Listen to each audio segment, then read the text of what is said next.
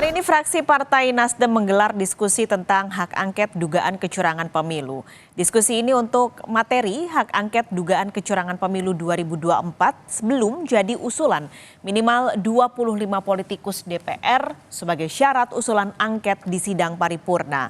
Langkah ini melanjutkan usulan hak angket yang pada Selasa lalu diajukan politikus PDI Perjuangan Arya Bima dan politikus PKB Lulu Nur Hamidah.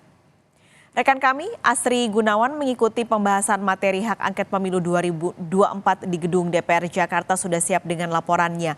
Asri, bagaimana langkah lanjutan Nasdem dalam penggunaan hak angket menyelidiki kecurangan pemilu 2024? Ya, langkah lanjutan yang dilakukan oleh Partai Nasdem atau fraksi Partai Nasdem di DPR RI terkait dengan pengajuan hak angket di DPR terkait dengan dugaan atau penyelidikan dugaan kecurangan pemilu 2024 ini memang sudah dilakukan komunikasi dengan sejumlah partai atau fraksi mulai dari PKS dan juga PKB yang mana ini sudah ada pertemuan dan juga membuat pernyataan yang dibuat di DPP Partai Nasdem. Jadi setingkat DPP ini sudah ada komunikasinya. Namun memang dijelaskan oleh Partai Nasdem bahwa memang belum ada komunikasi setingkat pimpinan fraksi. Ini yang masih ditunggu dan dinantikan begitu. Kemudian tidak hanya dengan fraksi PKS maupun juga PKB, tapi juga menunggu dan juga sedang mencoba atau menjadwalkan komunikasi yang intens dengan Partai Demokrasi Indonesia Perjuangan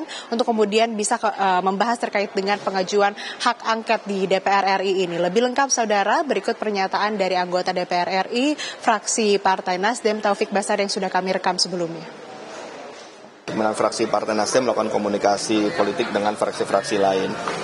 Yang jelas komunikasi informal memang sudah berjalan ya, diskusi-diskusi antar anggota sudah berjalan, tapi tetap kita membutuhkan komunikasi formal antar pimpinan fraksi.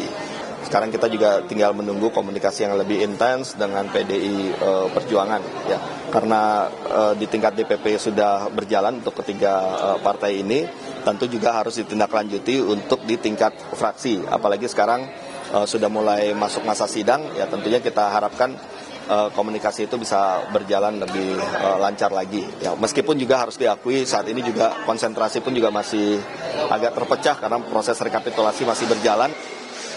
Sebagaimana yang sudah disebutkan tadi, meski di tingkat DPP ini sudah menjalin komunikasi, namun memang yang sangat atau paling penting ini dibutuhkan adalah komunikasi intens antara para pimpinan fraksi. Kemudian tadi juga tidak dapat dipungkiri, meski memang sudah terjalin komunikasi, namun para pimpinan fraksi ini masih terpecah konsentrasinya mengingat rekapitulasi masih terus bergulir dan beberapa pimpinan juga masih terus melakukan pemantauan di sejumlah provinsi untuk penghitungan suara dan juga rekapitulasi. Paskalis.